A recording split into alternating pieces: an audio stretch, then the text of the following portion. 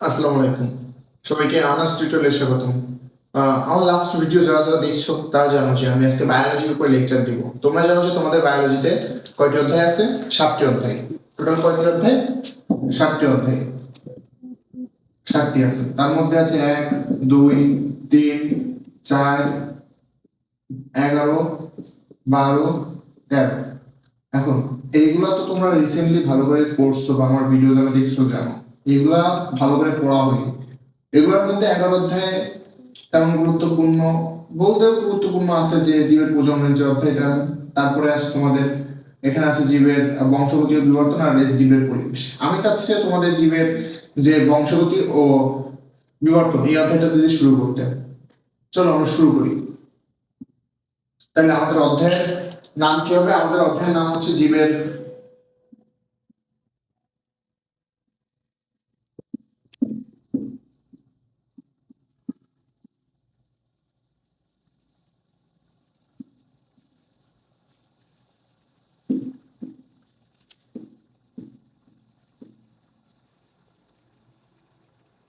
জীবের বংশগতি ও বিবর্তন। আমরা এই অধ্যায়ের পড়ালেখাটা শুরু করব। তাই না? প্রথমেই জীবের বংশগতি ও বিবর্তনের অধ্যায়ে যে বিষয়গুলো আমাদের জানতে হবে, প্রথমেই আছে যে বংশগতির যে বিষয়টা। বংশগতি হলো যে সন্তানে যে পিতামাতার বৈশিষ্ট্যগুলো স্থানান্তর হচ্ছে সেটা। আর বংশগতি বিদ্যা হলো এই বংশগতি নিয়ে আলোচনা করা হয়েছে জীববিজ্ঞানে যে সেটা হলো বংশগতি বিদ্যা। তারপরে বংশগতির যে ধারাগুলো কিভাবে সন্তানদের মধ্যে স্থানান্তর হচ্ছে এটা নিয়ে যদি আমাদের জানতে হয় তাহলে জানতে হবে প্রথমে ক্রোমোজোম, তারপরে জিন সম্পর্কে জানতে হবে, তারপরে ডিএনএ আরএনএ আছে।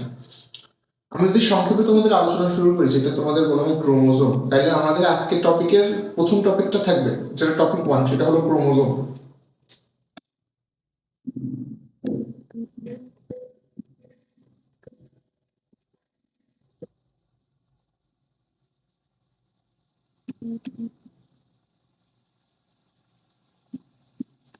ক্রোমোজোম তোমরা জানো যে ক্রোমোজোম বংশগতির প্রধান বস্তু হলো ক্রোমোজোম। ক্রোমোজোমের মাধ্যমে পিতামাতা থেকে বৈশিষ্ট্য সন্তানদের মধ্যে স্থানান্তর হচ্ছে। ক্রোমোজোম ডিপ্লয়েড হয়ে যেটা হলো দুই সেট, একটা হলো পিতা থেকে, একটা হলো মাতা থেকে আসে। ক্রোমোজোম আবিষ্কার করছে বিজ্ঞানী স্ট্রাসবার্গার। তিনি 1873 সালে সরি 1875 সালে ক্রোমোজোম আবিষ্কার হয়। তিনি ক্রোমোজোমের যে আবিষ্কারের সাল সেটা হচ্ছে 1875। আবিষ্কার করছে স্ট্রাসবার্গার, বিজ্ঞানী স্ট্রাসবার্গার। তিনি আমাদের ক্রোমোজোম সম্পর্কে প্রথমে ধারণা দিয়েছে এবং ক্রোমোজোম হলো এটা একটি সূত্রকার যে ক্রোমাটিড থাকে। তোমরা ডিএনএ যখন পড়বা তখন এখানে সূত্রকার ক্রোমাটিড সম্পর্কে তোমরা ধারণা পাইবা। তারপরে একটা কোষে, একটা ডিপ্লয়েড কোষে ক্রোমোজোম কতটি থাকে? একটা ডিপ্লয়েড কোষে ক্রোমোজোম থাকে 2 থেকে 16টি। 2 থেকে 16টি ক্রোমোজোম থাকে তোমাদের মানে মানুষের ডিপ্লয়েড কোষে। এবার ক্রোমোজোমের একটা দৈর্ঘ্য আছে, একটা প্রস্থ আছে। আমরা জানি ক্রোমোজোমের দৈর্ঘ্য হলো ক্রোমোজোমের দৈর্ঘ্য 3.5 মাইক্রন থেকে 30 মাইক্রন। প্রস্থ হলো 0.2 মাইক্রন থেকে 2 মাইক্রন। আই থিংক যদি আমার ভুল না হয়, হ্যাঁ 2 মাইক্রন। এখানে মাইক্রন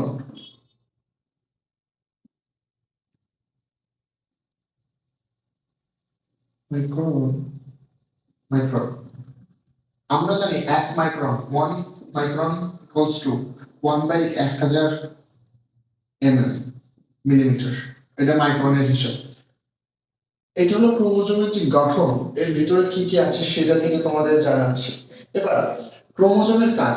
ক্রোমোজোমের প্রথম কাজে এসেছে ক্রোমোজোমের পিতামাতার বৈশিষ্ট্য সন্তানদের মধ্যে নিয়ে যাওয়া, মানুষের চুলের রং, মানুষের দেহের রং ও মানুষের চামড়ার গঠন ইত্যাদি ক্রোমোজোম কর্তৃক বংশগতির ধারা অক্ষুণ্ণ রাখে।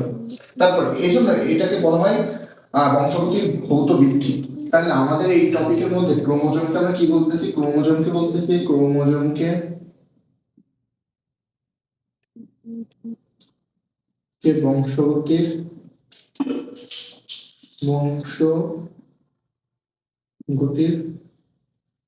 ভৌত বৃদ্ধি।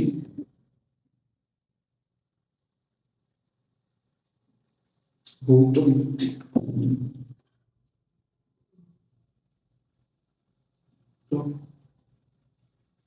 ভৌত ভিত্তি,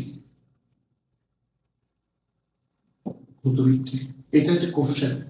যদি তোমাদের অনুধাবনগুলোকে দিয়ে দেয় যে ক্রোমোজোমকে বংশগতির ভৌত ভিত্তি বলা হয় কেন, তাহলে তোমরা বলতে পারো যে ক্রোমোজোমের মধ্য দিয়ে সন্তান সন্তানেদের বৈশিষ্ট্য চলে আসে পিতামাতা থেকে, তারপরে এটা ক্রোমোজোম মানুষের চুলের রং নিয়ন্ত্রণ করে, চামড়ার গঠন ইত্যাদি নিয়ন্ত্রণ করে, এবং বৈশিষ্ট্য এক প্রজন্ম থেকে অন্য প্রজন্মে স্থানান্তর করে।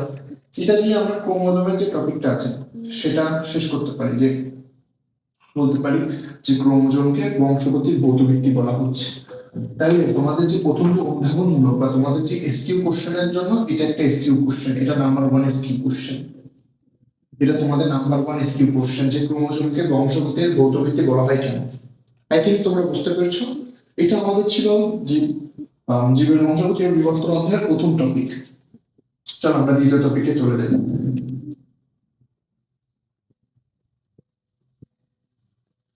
দ্বিতীয় যে টপিকটা আছে সেটা হলো তোমাদের ডিএনএ বই অনুসারে ডিএনএ। ডিএনএ ডিএনএ হলো ডিঅক্সিরাইবোনিউক্লিক অ্যাসিড। ডিএনএ তে তিনটি জিনিস আছে, একটা 5 কার্বন বিশিষ্ট রাইবোজ সুগার, বেটা ডি রাইবোজ সুগার।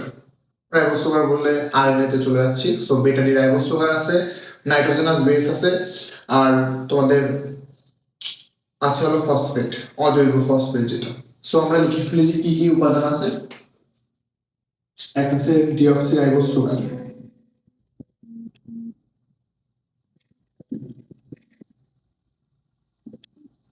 বেটা D ribose, deoxyribose sugar, ribose sugar, nitrogenous base, nitrogenous base আছে, আর আছে তোমাদের এদিকে অজৈব ফসফেট, অজৈব ফসফেট, অজৈব ফসফেট। এটা হলো যে তিনটা ভৌত উপাদান, সেটা হলো এটা হলো ডিএনএ তিনটা ভৌত উপাদান। তোমাদের ডিএনএ এর মধ্যে আরো কিছু আছে, যেমন নাইট্রোজেনাস বেসকে আমরা দুই ভাগে ভাগ করতে পারি, পিউরিন, পাইরিমিডিন,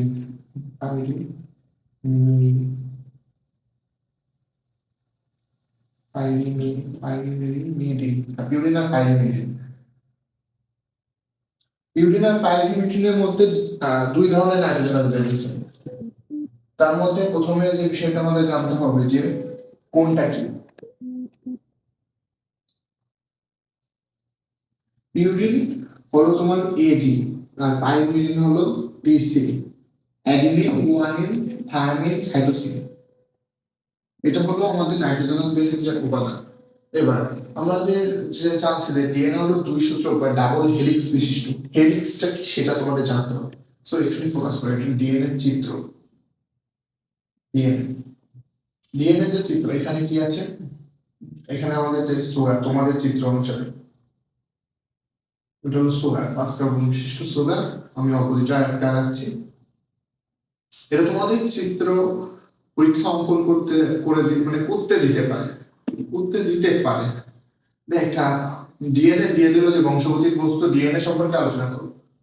আরেকটা কি,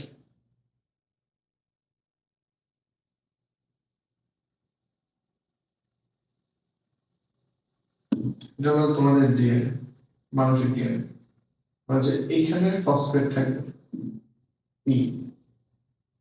এই যে দেখতে পাচ্ছ আই থিঙ্ক তোমরা, এখানে পি আছে, আবার এইটারও এখানে পি আছে, পি আছে। এইটার মধ্যে একটা লিংক হয়, যেটা তোমরা উপর শ্রেণীতে জানতে পারবা, হাইড্রোনিয়ামের একটা লিংক হচ্ছে, ফসফেট যেটা পরিণত হচ্ছে। তারপর এইখানে যে বন্ড আছে, এখান থেকে যদি আমি অ্যাডিনিন আর এটি আর জিসি, এটির মধ্যে সর্বদা ডাবল বন্ড, আর জিসি এর মধ্যে ট্রিপল বন্ড বিদ্যমান থাকবে। এদের হেক্স পরিবর্তন হতে পারে, আমি এখানে টি আগে দিতে পারি, থায়ামিন আগে দিতে পারি, অ্যাডেনিন পরে দিতে পারি, যে মধ্যে গুয়ানিন পরে দিয়ে সাইটোসিন আগে দিতে পারি, কোনো সমস্যা নেই। এটা তোমাদের একটা ডিএনএ চিত্র, যে ডিএনএ চিত্রটা আছে সেটা তোমাদের একটা ডিএনএ চিত্র। এবার যে কিছু আলোচনা আছে এর মধ্যে, তোমাদের যে ডিএনএ যে আলোচনা, এটার মধ্যে যে হেলিক্সের বিষয়টা, আমি যে হেলিক্স হেলিক্স বলতেছি তোমাদের, সেটা হলো হেলিক্সের যে ব্যাপারটা আসছে সেটা হলো এটা, যে হেলিক্স, যে সর্পিরাকার হেলিক্স, যে সর্পিরাকার হেলিক্স, এটা হলো যে তোমাদের সর্পিরাকার হেলিক্স। এই হেলিক্সের মধ্যে 10টা নিউক্লিওটাইড। আগে তোমাদের বলে নিই, নিউক্লিওটাইড হলো যে সুগার, এই যে এখানে আছে ফসফেট, সুগার, নাইট্রোজেনাস বেস, তিনটা মিলে, বা এই যে এই তিনটা মিলে হচ্ছে একটা নিউক্লিওটাইড, আর একাধিক নিউক্লিওটাইড মিলে হচ্ছে পলিনিউক্লিওটাইড। এই যে হেলিক্সটা গেল, এবার হেলিক্সে এখানে যে সুগার রয়েছে, সুগারের সাথে এই যে এর সাথে টি যাচ্ছে ডাবল বন্ড দিয়ে, আবার যের সাথে সি যাচ্ছে ট্রিপল বন্ড দিয়ে, সির সাথে জি আসতেছে। এটা এক একজনের মানুষের বিভিন্ন। এখানে 10টা থাকবে, এই যে আমি 4টা গাচ্ছি, এখানে 10টা থাকবে টোটাল, এখানে 10টা থাকবে। এবার এই 10টা নিউক্লিওটাইডের দূরত্ব হলো 34 আর্মস্ট্রং, 34 এ দিয়ে আর্মস্ট্রং, 34 আর্মস্ট্রং, 34 আর্মস্ট্রং, মানে এদের যে মধ্যবর্তী দূরত্ব এটা হলো 3.4 আর্মস্ট্রং।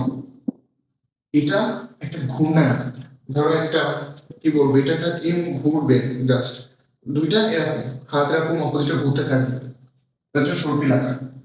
এটা হলো 34 আর্মস্ট্রং এর ফুল দূরত্ব, আর একটা দূরত্ব হলো 3.4 আর্মস্ট্রং। এক angstrom equals to 10 to the power, angstrom equals to 10 to the power -10। এটা এখানে ক্ষারগুলো শায়িত অবস্থায় থাকে। মজার বিষয়, আমি এটা ভুল করছিলাম, এখানে কোনটি শায়িত অবস্থায় থাকে, ক্ষারগুলো শায়িত অবস্থায় থাকে। তারপরে যে ঘূর্ণায়ন, জাস্ট এইটুকু ডিএনএ যে মেন বিষয়। এখানে ডিএনএ তোমাদের এটা জানতে হবে যে এই যে চিত্রটা কিভাবে আঁকা হবে, এর মধ্যে যে বন্ড হচ্ছে, তোমাদের জাস্ট এইটুকু আঁকিয়ে দিলে যে এখানে আরেকটা ধরো সুগার রাখলাম, আরেকটা বিশেষ সুগার রাখলাম, নাইট্রোজেনাস বেস দিয়ে দিলাম, তোমাদের চিত্র চিত্র হয়ে যাচ্ছে এই পাশে।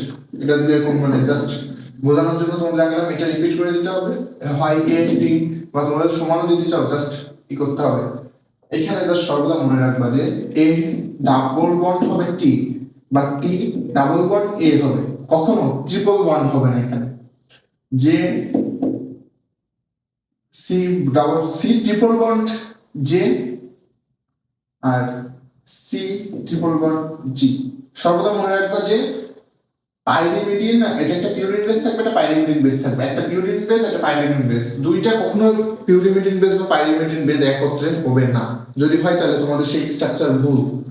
এটা ছিল ডিএনএ নিয়ে সংক্ষিপ্ত আলোচনা। ডিএনএ এখানে তোমাদের বই অনুসারে আর কিছুই নাই তেমন।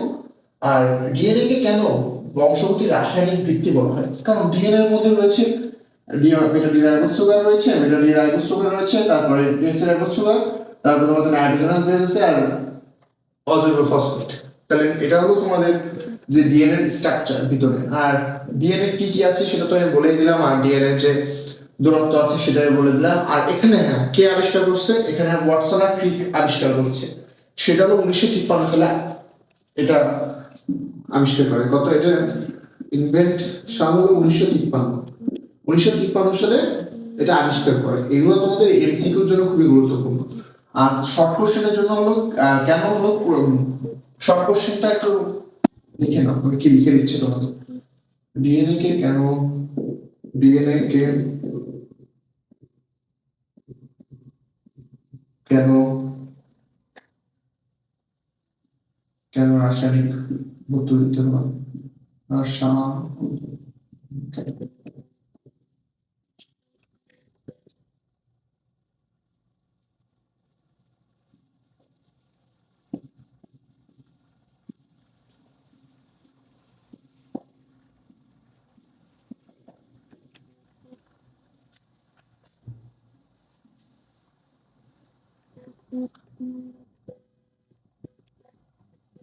এটা হলো আমাদের 2 মার্কের কোশ্চেন, তো আমরা 2 মার্কের কোশ্চেন এখান থেকে আইডেন্টিফাই করতে পেরেছি। আই থিঙ্ক তোমরা বুঝছো যে আমি ডিএনএ ক্রোমোজোম নিয়ে যে কথাটা আলোচনা করেছি সেটা। আর মজার একটা বিষয়, ডিএনএ হলো ক্রোমোজোমের একক। কারণ ক্রোমোজোমের মধ্যে ডিএনএ থাকে, সো সেখান থেকে যে বৈশিষ্ট্যগুলো পিতামাতার ভিতর থেকে সন্তানের মধ্যে যায়। ক্রোমোজোম ডিপ্লয়েড, এক সেট থেকে পিতা থেকে, এক সেট থেকে মাতা থেকে। সুতরাং তুমি হয়তো বুঝতে পারছো যে আমার প্রথম যে দুইটি টপিক নিয়ে আলোচনা করছি ডিএনএ আর ক্রোমোজোম সম্পর্কে। সো আজ এখানে শেষ করছি। সবাইকে ধন্যবাদ আমার টিউটোরিয়ালের সাথে থাকার জন্য।